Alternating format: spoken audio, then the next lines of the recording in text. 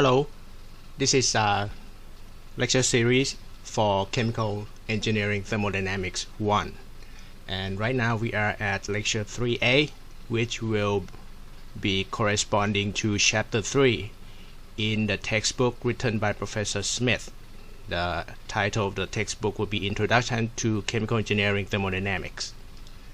And so far, this lecture will describe relationship between P, V, and T, or the equation that we will call as equation of state.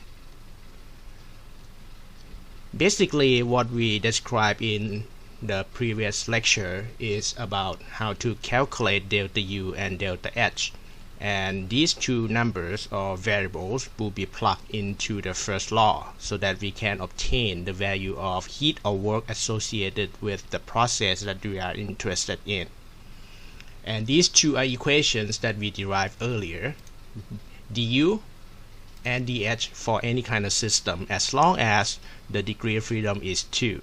And when we have degree of freedom of 2, that means normally the system contains only one single species and one single phase.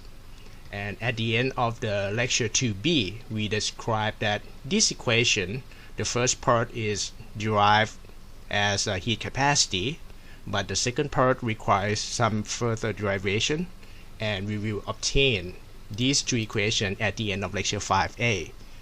And in order to get this number, we need to know relationship between pressure, volume, and temperature, so that differentiation like this or that can be derived and then plug it into this term so that you can obtain delta U and delta H afterward.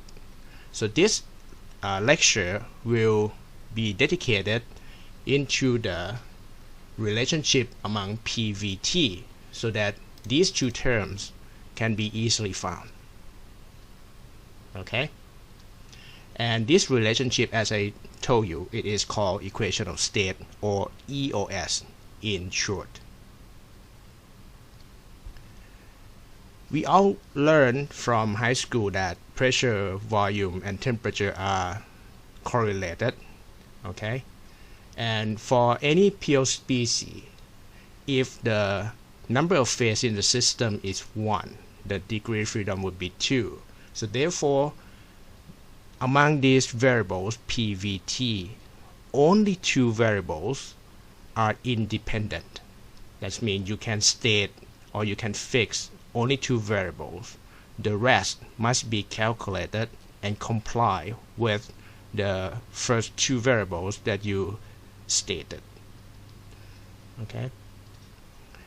Mathematically, we can say that as long as these three variables are correlated, we can always write a function, mathematical function, a function of PVT equal to 0.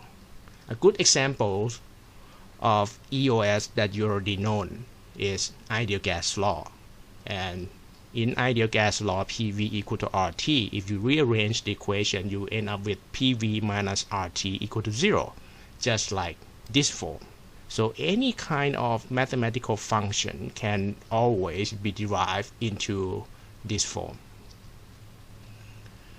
And the first equation of state that I like to show you does not require any thermodynamics knowledge at all. It is basically derived from calculus. For one component, one phase system, and I stated so many times that this system has the degree of freedom is 2, and therefore we can write volume as a function of two variables, and these two can be any properties, enthalpy, internal energy, but we prefer the measurable variables, and temperature and pressure are those two that we can obtain the value. So according to calculus, if you take the total derivative of volume on the left hand side, the right hand side can be split into two terms. Each term contains partial differentiation of volume with respect to another variables. Okay, we use this form repeatedly so many times already. If you multiply by 1 over v throughout this equation, this form will be get. And the first term if you try to look at the physical meaning of this derivative, it is change in volume with respect to change in temperature as long as pressure is kept constant. Okay, so basically this is a slope when you plot between volume and temperature. Okay, physically it means how much volume will be changed when you change temperature. If you look at, let's say, liquid, when you heat up liquid expand a little bit. Okay, how much expansion takes place can be described using this term. If you divide it by the initial volume or the volume of the liquid, it would tell you the fraction of expansion. So therefore this term would be called volume expansivity, or beta. On the other hand, this term, it is change in volume with respect to change in pressure as the temperature is kept constant. So when you try to change the pressure, like when you press or compress the fluid under the constant temperature, and then you see how much volume is changed, how much density would be affected, it is described with respect to this term. And this is what we call isothermal compressibility. So it is referred to the change in volume when you apply pressure under isothermal condition. And normally, if when you plot between volume and temperature, okay, the change in volume with respect to change in temperature can be any function. Normally, when you increase the temperature, volume would expand, so you can expect the increasing function. That function can be linear or non-linear. Okay, if it is linear, the slope of that function would be described by this derivative. And therefore, if function is linear, this differential term would be considered as constant. Okay, similarly, this term as well, when you have change in volume with respect to applied pressure or change in pressure, that would be the function as well. And normally when you apply pressure, when you increase the pressure, volume would decrease, so function would be decreasing function. If it is linearly decreasing, then this term can be approximately to be a constant. These two numbers are mostly listed in thermodynamic reference table, but normally it would be values for liquid, because for gas the function is not quite linear. When you apply temperature or pressure change, the volume would change non-linearly. So for gas we would prefer to list the equation in other forms. This form is normally convenient for liquid. Further derivation is that if the beta and kappa here are approaching zero, or if they are zero, what does it mean? If they are zero, the right hand side will become zero. The left hand side will be dV equal to zero. If you integrate it, you get volume would equal to constant. Keep in mind that this volume is either molar volume or specific volume. Specific volume is inverse of density. So if specific volume is constant, it means that your fluid has constant density no matter how much pressure or temperature you change for the system. Okay, this is called incompressible fluid. So it means that the incompressible fluid always has constant density or constant molar volume. Okay, if you look at each term, beta and kappa would be the change in volume when you change pressure or temperature. For incompressible fluid, doesn't matter how much temperature you change or how much pressure you change, the density remains the same. The specific or molar volume remains the same.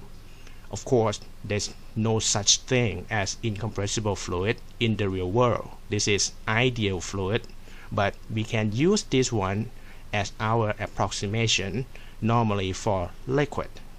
Liquid can be assumed roughly to be incompressible under small range of temperature and pressure change.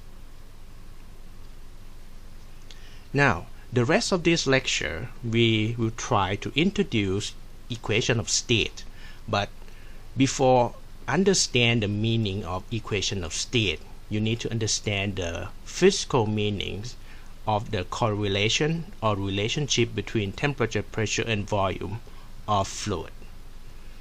So in order to make it easier to visualize the relationship, let me explain it in the diagram. The first diagram that I like to describe would be the diagram showing relationship between pressure and temperature of a compound, one single compound. Okay, so in this PT diagram, this is a common shape of PT diagram. Normally there are three lines met at this point. Okay, and then the zone within the PT diagram would be labeled as solid, liquid, vapor, and so on. Okay, you should understand that in thermodynamic diagram, any point in the diagram represents state of your material or your fluid. Okay, for instance, if I point at this location, it means that this is the system which is vapor at this particular temperature and at this particular pressure. Okay, whenever you can point or pinpoint into the to the diagram, it means that you know temperature and pressure, and you can say that your system stay at this point. Okay, a little bit further, for this particular point, if you want to put a pin on this point, put exact location of the point, you need to know two variables. You need to know both pressure and temperature in order to specifically say that your system is at this location. Okay, two variables is corresponding to the degree of freedom of 2. Okay, when we have single phase, single component, degree of freedom is equal to 2. Therefore, you need two variables to specifically say that your system is here. On the other hand, in this line, on this particular line, okay, this line means that your system are in two phases region. For instance, if your system is here on this line, it means that your system is consisted of liquid and vapor together. Okay, so when it is two phases, there are two phases within the system. For single component system, the degree of freedom is equal to 1. So that means if you know that within the system there are two phases, you know that your system must be on this line. So either you specifying pressure or specifying temperature, knowing that it will be on this line. You don't have to specify two variables anymore. You just specify one variable. Just good example for water. If you say that pressure is 1 atm, knowing that water are in two phases between steam and liquid water, it must be on this line at the level of pressure of 1 atm. The temperature must be 100 degrees Celsius by itself, and this 100 degrees Celsius complies with the point here. So the degree of freedom is only 1. Okay, you cannot say that 1 atm water is boiling at 120. That is over specification. Okay, another thing that you need to realize is that every point in thermodynamics, the system are at equilibrium. Okay, so that means if you change from one location to another location, every point along the way must be equilibrium. So therefore, the change along the line would be considered as reversible process. each line has the name. This line is called sublimation curve. So it is the line separating solid and vapor. Okay, so conversion from solid to vapor is called sublimation. So this is called sublimation curve. This line is divided between solid region and liquid region. Any system on this line means that the system contains both solid and liquid. You can imagine that it is solid melting. The curve is called fusion curve. Lastly, this is the most important curve in chemical engineering applications. Normally, we will consider the change between liquid and vapor in single vessel in our equipment. So this is called vaporization curve. There are 2 points in this PT diagram that are important. The first one is here. It is when 3 phases, liquid, solid, vapor, exist or coexist together at one single temperature and single pressure. If you look at the degree of freedom, at this point there are 3 phases, 1 single component. Degree of freedom is 0. That means you don't have to specify anything. This point is already known. Okay. The other important point on the curve would be this point. It is the end of the vaporization curve. It is called critical point, and we will discuss this critical point a little bit further along the way. Okay. At this critical point, the temperature is called critical temperature, where the pressure of critical point is called critical pressure. These critical pressure and temperature are unique characteristic properties of a material or fluid. So normally fluid has unique critical pressure and critical temperature. Another thing that I like to emphasize on this graph is that there are 2 words here, vapor and gas. Earlier, we might use these 2 terms interchangeably, but technically they are different. Okay, vapor is something that can be condensed into liquid if you apply pressure only. Just like water vapor, if you apply pressure to water vapor, it will condense into liquid water. It can be condensed into liquid water. But gas, like nitrogen, cannot. If you compress nitrogen, doesn't matter how much pressure you apply, it will not condense into liquid. Okay? But some of you might wonder, what about liquid nitrogen that we have seen in our daily life in many applications? How can liquid nitrogen can be obtained? For gas, if you want to convert gas into liquid, there must be the change in temperature associated with it. Okay? In plain words, in order to get liquid nitrogen, you need to cool down nitrogen gas first before applying pressure.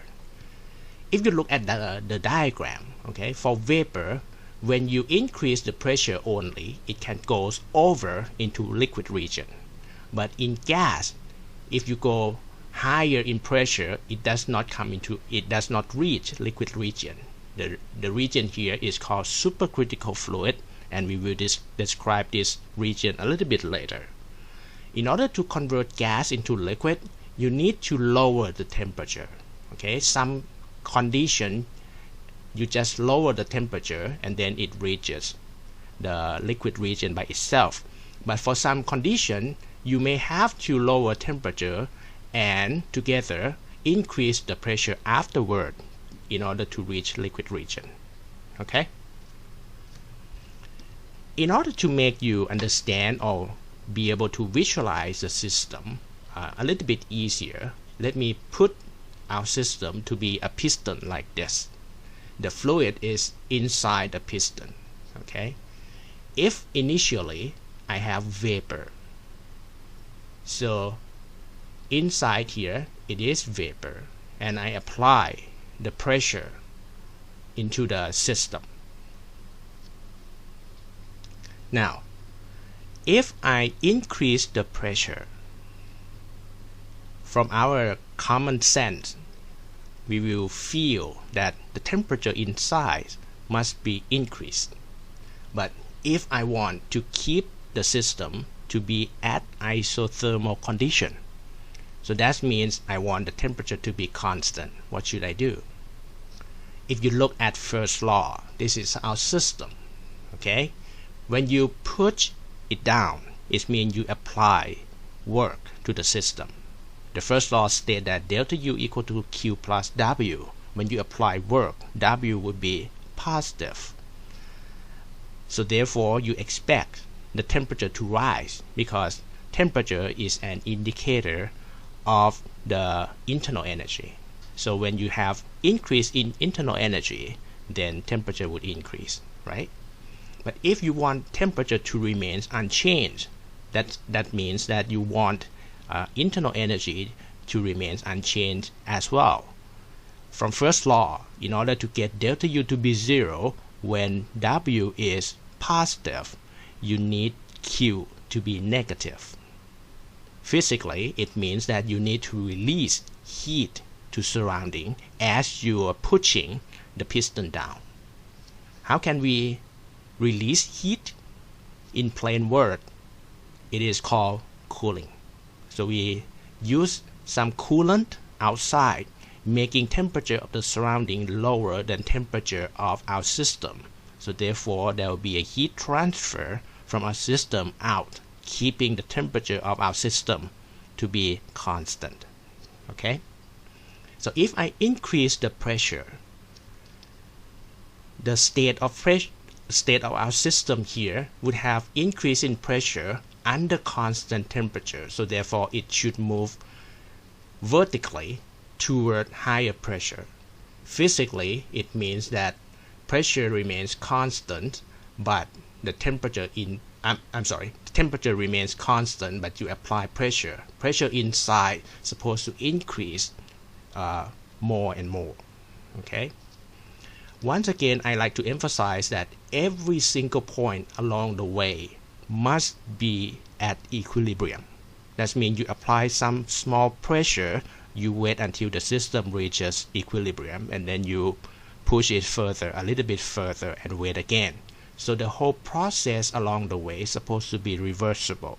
Okay? This line, the red line, represents series of equilibrium state.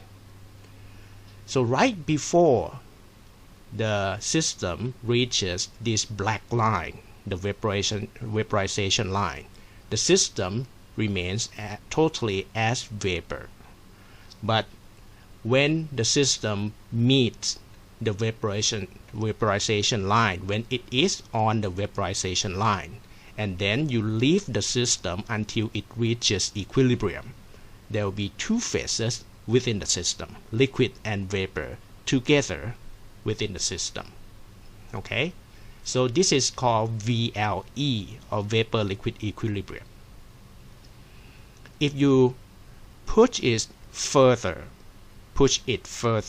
a little bit further, the pressure would be higher than vaporization pressure. The system would go out of this point. So when you wait a little bit more until it reaches equilibrium, the system would be totally liquid. Okay? Further applying pressure would go into liquid region, and then physically it means you only have liquid within your system. Now, if I reverse, instead of compressing or condensing vapor into liquid, if I want to expand liquid or heat the liquid up, okay, instead of applying pressure, if I apply heat into to our system like this, okay, and I like the system to be under isobaric condition. That means pressure inside and pressure outside would always be the same.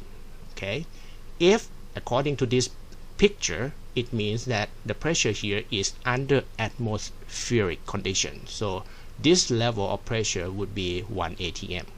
Okay, but if you want pressure to be higher but to be constant, you need to put forces or put some mass on top of this piston, but the mass would be constant, so that pressure would always remains constant throughout the process. So when you apply heat and temperature supposed to rise, right? So you are moving from this state toward the right hand side. Under the same pressure, your process would go as this, toward the right hand side. Okay, so pressure remains constant, temperature rise until it reaches this location. On this vaporization curve, then there must be two phases. So right in here, your system would be changed into two phases at equilibrium. Okay,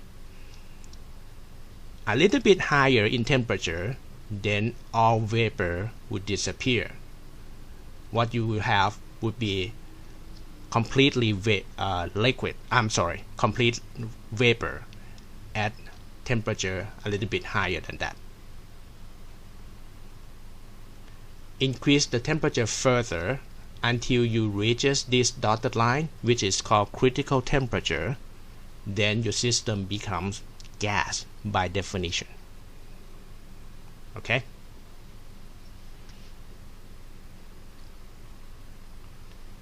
now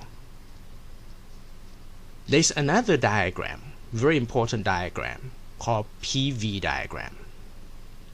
It is more informative diagram, so you can get more information out of PV diagram, but it is a little bit more messier.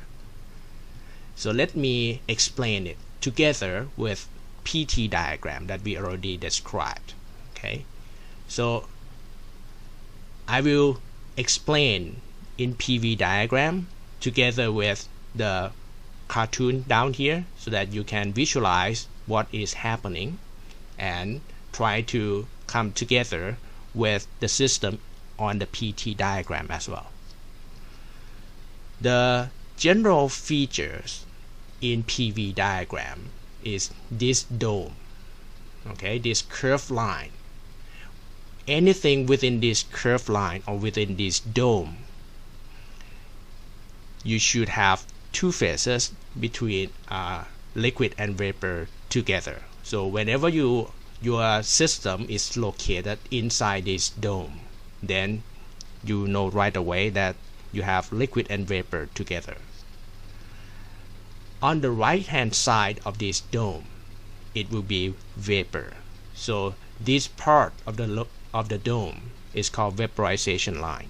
Okay, on the left hand side, it will be liquid. This is a liquid state, and this line will be liquid line. All right, another thing that normally will be there in PV diagram would be dotted line, the dotted pink line here. It is called isotherm. It means that whenever you are on the same dotted line, the system remains the same temperature. Okay, so isotherm corresponds to isothermal change. So when you change along this isotherm, your system remains under isothermal condition. And there will be so many isotherm within this diagram. The isotherm which is located higher toward the top of the chart normally corresponds to higher temperature. Okay, so the lower the isotherm, the lower the temperature. On top of this dome, it is called critical point. This point is the same point as the critical point here on PT diagram. Okay, as I said earlier, critical point is characteristic feature of a fluid or the compound. Okay, so this level should be critical pressure, and this dotted line corresponds to critical volume, and the isotherm that passes through this critical point should have temperature of critical temperature.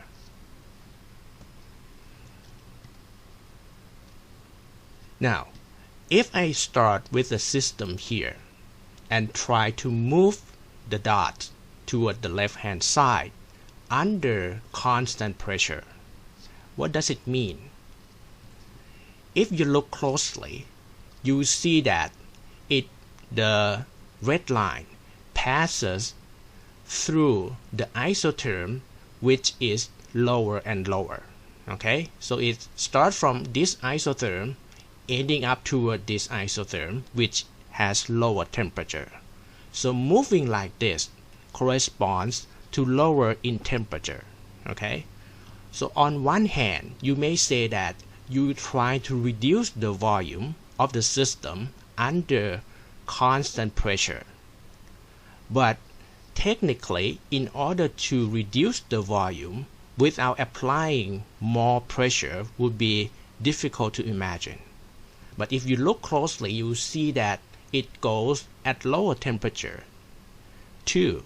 So it means that you are lower the volume, you decrease the volume by lower temperature of your system. Okay, so basically you make the system colder or cooler, and by itself the volume will be smaller. If you make the system cooler and cooler until it reaches this point, on this point it means that the first drop of liquid starts to form within your system. Okay, just like this. When you cool down the system under isobaric condition, the volume becomes smaller. Once it reaches some certain point, condensation takes place. On the PT diagram, you lower the temperature, you make the system cooler under constant pressure. So your system goes to the left-hand side on the PT diagram. Temperature becomes smaller and smaller, or lower and lower, until it reaches this line, the vaporization line. This temperature and temperature on this isotherm line supposed to be the same. Okay, so this point and this point are the same point. We just look at different perspective. Okay, so when you move inward into the dome, you have more liquid form. So when the system reaches left-hand side of this dome, it means more liquid. If the system are located toward the right-hand side, it has more vapor. Okay, we can define amount of fraction of liquid inside the system by using this notation XL. XL is basically mass of liquid divided by total mass of everything within the system. Okay, so mass of liquid divided by mass of liquid and vapor combined. This is called mass fraction of liquid within the system. You can do that using molar fraction as well too, but normally it would be more conventional to use mass fraction. If you repeat the calculation but use mass of vapor instead of mass of liquid, this will become a mass fraction of vapor in the system. Of course, because both of them are fraction, the combination XL plus XV must be 1 in this case. For XV, mass fraction of the vapor in the system is also called quality. Okay, the term quality is used very frequently, especially when we discuss about steam or water vapor. Steam with high quality means that steam has higher fraction of vapor. Okay, in the real application, we prefer steam in vapor form. So the higher the quality, the better that the more we want. So we call high quality steam because we want it. We would prefer steam with high vapor fraction. If you take liquid fraction multiplied by specific volume of the liquid and combine with vapor fraction and liquid volume of vapor volume, okay, note here that V in this equation are specific volume. So VL is specific volume of liquid part, VV is specific volume of vapor part. V here is specific volume of everything combined. Okay, so according to this equation, it seems like it is a weighting summary or weighting summation.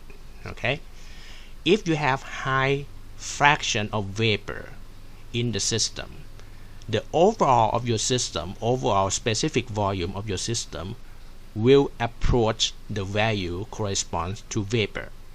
On the other hand, if your system contains mostly liquid, then the system specific volume would approach the value of liquid. Okay, and since VL is just 1 minus XL would be just 1 minus XV, because XL plus XV is equal to 1. You can replace this equation. So once you know the quality of the steam, then you can calculate the specific volume of the whole steam, the whole system. Okay, this equation is not limited to volume. You can use the same form of equation for the enthalpy, internal energy, or even entropy. Okay, so it is just weighing summation.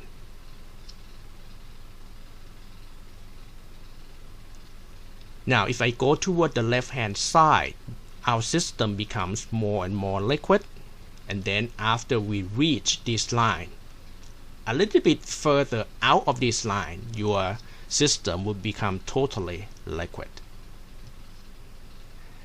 Please note that when I move from the right hand side to the left hand side of this dome on PV diagram, nothing is changed on PT diagram.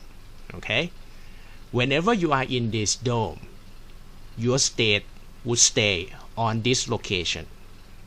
Remember when we discuss about PT diagram, whenever the system stay on this vaporization line, it represents two phases within the system. So you see that PV diagram tells you amount of liquid or vapor within the system, but PT diagram does not tell you anything regarding amount of vapor or liquid inside the system. So it is more useful to use PV diagram instead of PT diagram. After you move toward the left hand side, if you leave this liquid line, then the system becomes totally liquid, and your PT diagram, on the PT diagram, your system moves toward the left hand side under the constant pressure. It will be in liquid zone. Alright, now let's go back to vapor system. Our system is totally vapor. Okay, it's here on PV diagram and there on PT diagram. Now if I'm identifying the isotherm passing through my system, okay, and I like to move along this isotherm like so, it means that I keep the temperature of the system to be constant. If you look at the diagram, you will see that I'm going to the left hand side. That means volume of the system becomes smaller, but it goes a little bit higher. It means that pressure is increasing. Okay, how can we achieve this under isothermal condition? So just like what we discussed earlier, we keep the temperature to be constant by doing the cooling, and then we apply pressure, so that pressure increases would give you the decreasing in pressure. Just like that, you apply more and more pressure, the volume becomes smaller and smaller, and as long as temperature remains constant, then on PT diagram you move your state from here to there vertically, okay, until it reaches this line, which is the equilibrium line. It means that whenever you have your system on this line, there will be two phases, liquid and vapor together. That will be the same at this line, okay. So then we have more and more liquid as you go on the left hand side, okay. Please notice that the isotherm within this dome is perfectly horizontal, okay. It's a horizontal line.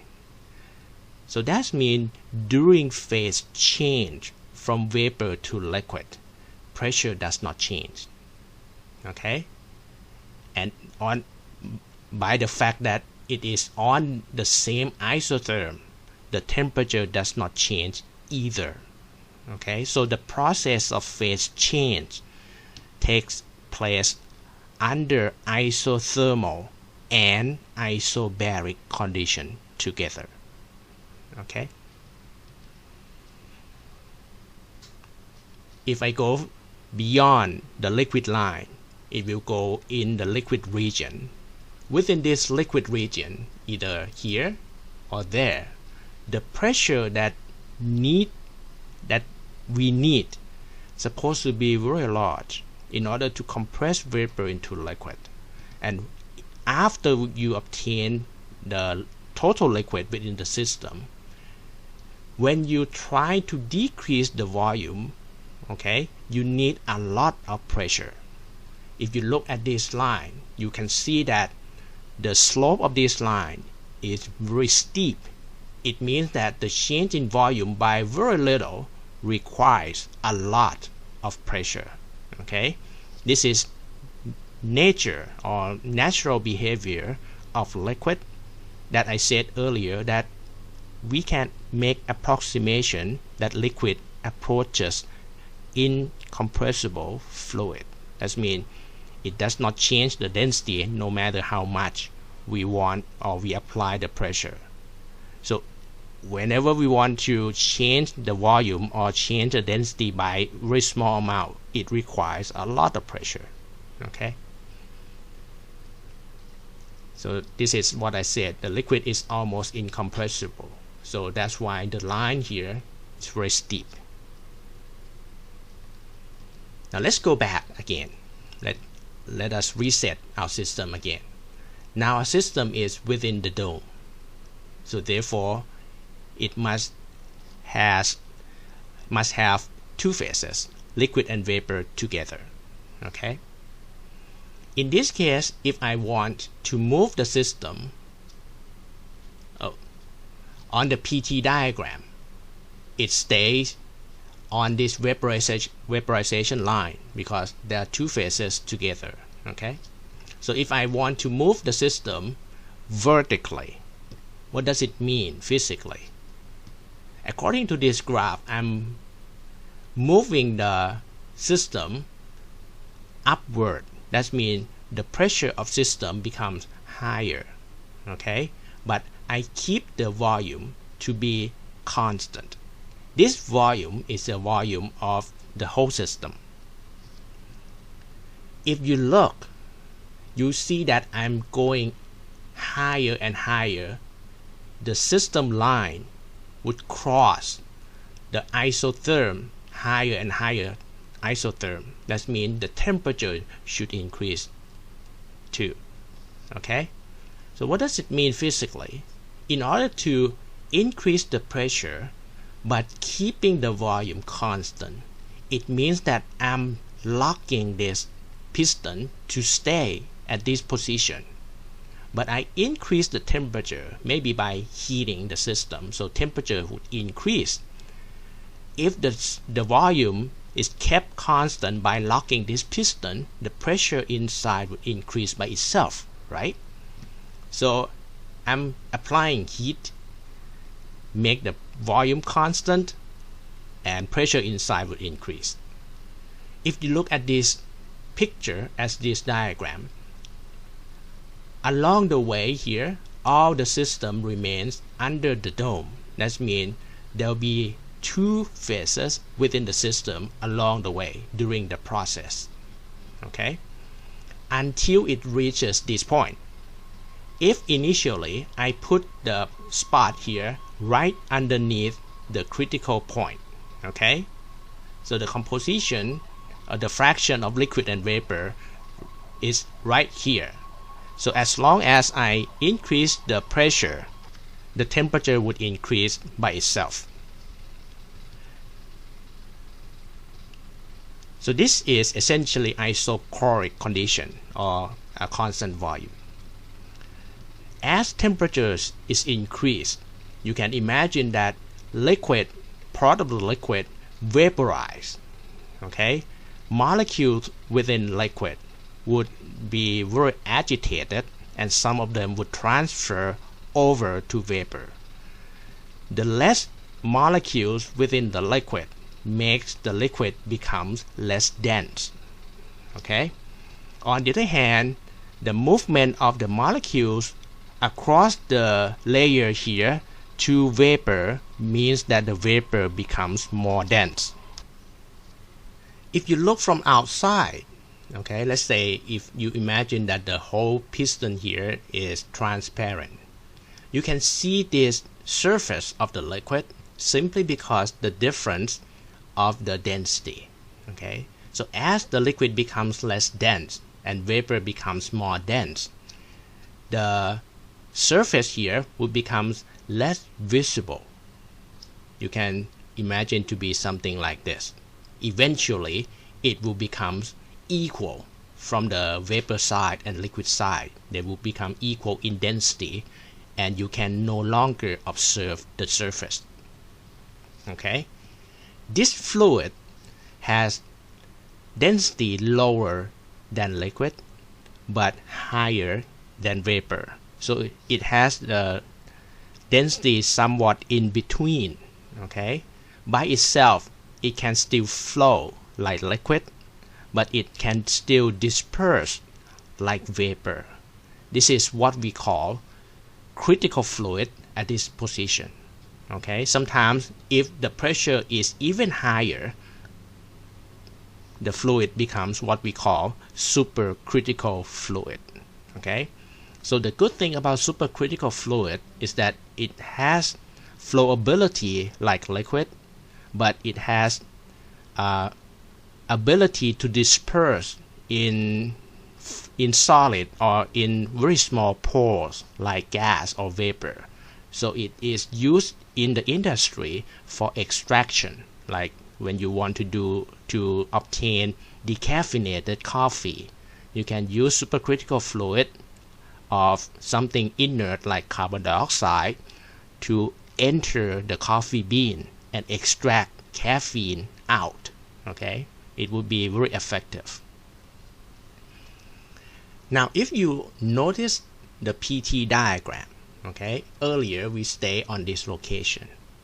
How can we put the process like this on PT diagram? The change takes place along the way. System remains at two phases.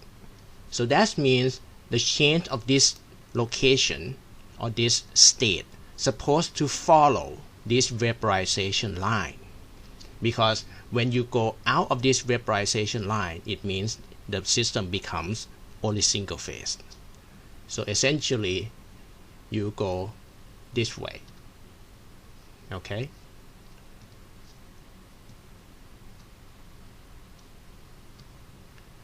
now if I like to describe the behavior mathematically, okay, let's say that I want to write down an equation to describe behavior.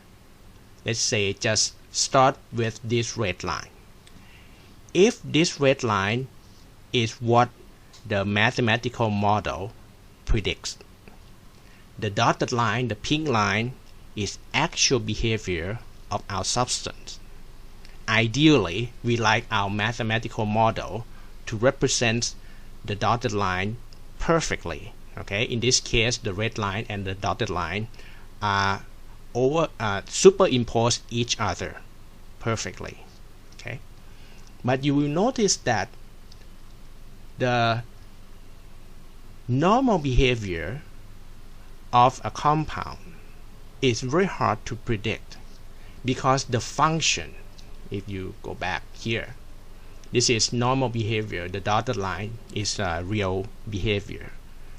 The function itself, you can see from the going from the right to the left, this function around here and around here is discontinuous function, which is extremely hard to predict mathematically by using one single equation. Okay, so you can guess ahead that normal equation will fail somewhere around here and around there. All right,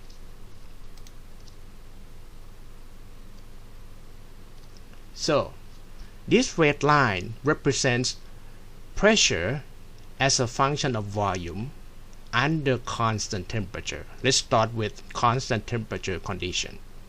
Okay, so at given temperature we will try to use volume as our independent variables and then predict pressure. So we can write the equation as a pressure as a function of volume and temperature. In other words, when we have degree of freedom of 2, we in this case will specify volume and temperature. Or you can manipulate this equation into this form, PVT, a function of PVT equal to 0. And this is equation of state. So equation of state basically is an mathematical equation that can predict actual data in this diagram. A good equation of state is supposed to predict the behavior well. That means the red line and the dotted line and the pink line are supposed to be superimposed on each other. Okay, the better match, the better equation. But also we like the same equation to be able to fit with all isotherms, not only one single isotherm. We want all isotherms to be predicted by only one single equation. Okay, and we are very greedy. We want one single mathematical equation not only to describe so many isotherms, but we want to describe vapor area and liquid area together as well. Okay, so we want our equation to be applicable for a very wide range, which is very ideal. Okay, it is extremely hard. There's no way that simple equation can serve such purposes. You have to admit the equation that can serve these specification must be very complicated. Okay, so let me give you a numerical data or the actual data. This is data for water. The black line is equilibrium line. Okay, so this is vapor line, vaporization line. On the other hand, this line is liquid line. This is the dome, the actual dome for water system. And you notice that the pressure here that I put in this picture is in megapascal. Okay, which is very high pressure. Atmospheric pressure is 10 to the 5th Pascal, or only 0.1 megapascal. So 1 atm atmospheric pressure is laying around here. Okay, in this picture the dots represent experimental data, real experimental data. I show you two sets of data at 300 degrees Celsius and 1000 degrees Celsius. The dotted line here represents trend of actual data. I just did not put so many data points. I just represent data points by dotted line. Okay, you can see that the actual behavior when you decrease the volume of steam. At this location where condensation starts, you see the change to be isothermal and isobaric at the same time during condensation. Okay, or you can imagine heating liquid water up to this point, then vaporization or boiling occurs. During boiling, temperature remains constant, pressure remains constant. Okay, so let me start by zooming in to this region, the region where we focus on vapor. Okay, ideally we can assume vapor to be ideal gas. Okay, and the blue line on this graph shows you the performance of ideal gas law in the prediction of behavior of water.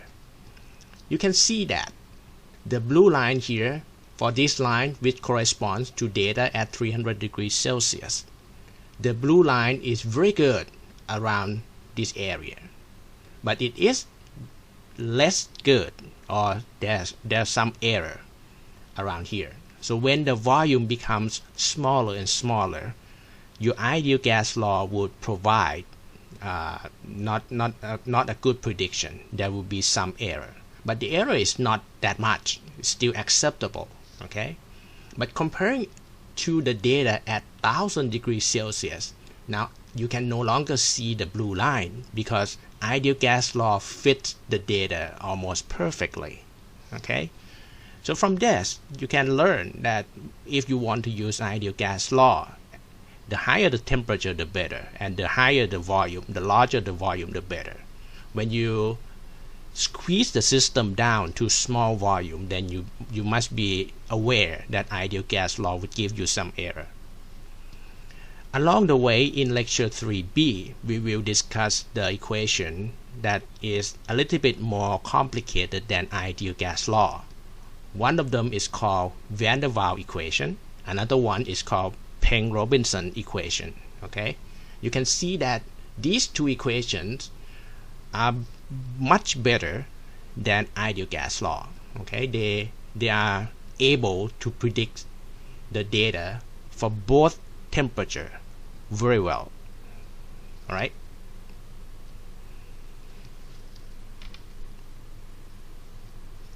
So again, some deviation from ideal gas law will be observed at some condition, especially at low specific volume.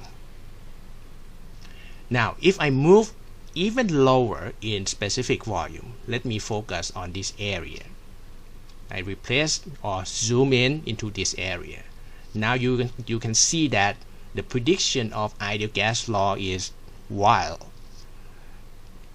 It does not even come to the near neighborhood of the actual data. The data is here. Okay, so if I move along the data, it goes like this and going this way. Okay, but ideal gas law says something else, totally different.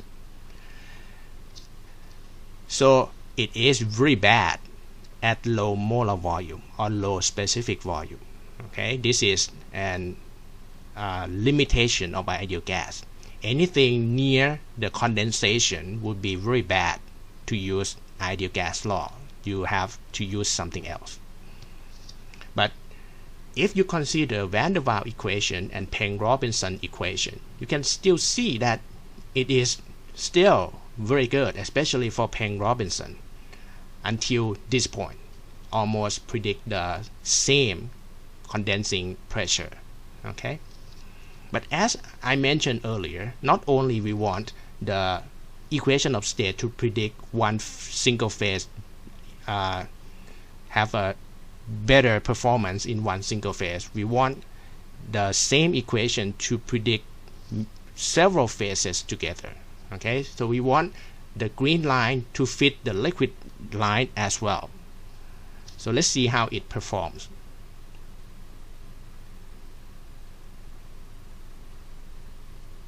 Okay, so this green line, if you use a mathematical model, the structure offer or proposed by Peng and Robinson, you see that this is the predicted line.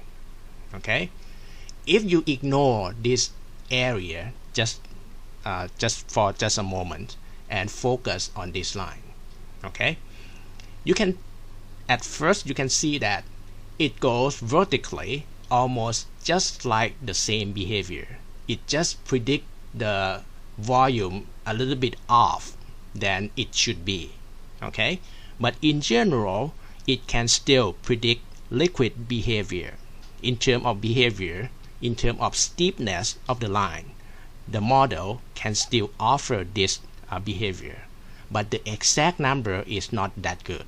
Okay, so for Peng Robinson, even though it is very excellent in prediction vapor, it's still able to predict liquid, but it's not that good. It's not as good as the prediction of vapor, but still much better than van der Waals equation. Okay. Another thing that you should notice that within this dome, the model failed miserably. Okay, this is what it should be. The pink line is the actual data that it should predict, but the green line within this dome is totally something else. Okay, so in general, if you look at this data, you say that we should not use this equation of state whenever we have two phases together. But I will show you later on that somehow some people can still adapt this Peng Robinson equation or even van der Waals equation to be able to predict this pink line. Okay, the way they do it is manually draw this horizontal line from this green line, but you can see that this horizontal line still not exactly the same as the actual behavior. Okay, so the lesson that I like you to learn is that some equation of state are applicable for both vapor and liquid.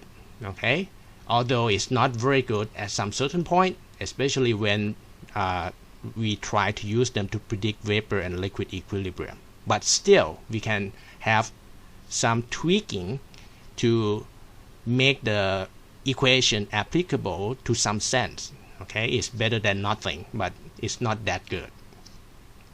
So this lecture, I just gave you the behavior relationship between pressure, volume, and temperature. Okay, at first we talk about the relationship in terms of diagram, so that you learn how PVT are correlated and you understand the change in phase from one phase to another. And then at the end, I try to use some model, without giving you mathematical structure, to just give you the concept of using equation to predict the data, to represent the real data. And I just want to show you that no one single equation is good for all applications that we want, but we can have choices to use equation as we see fit.